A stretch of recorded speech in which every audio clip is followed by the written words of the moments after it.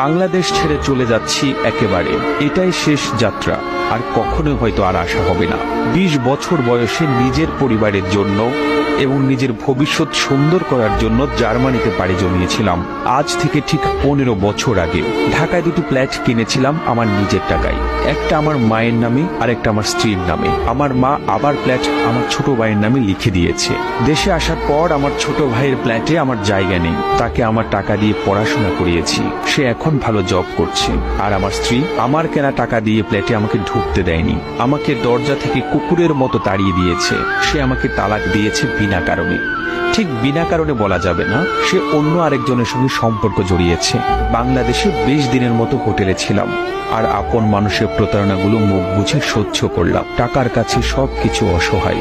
নিজের রক্তের বেঈমানি, তার উপরে নিজের আপন স্ত্রীর বেঈমানি, সবকিছু আমাকে বিপর্যস্ত করে ফেলেছে। মেন্টালি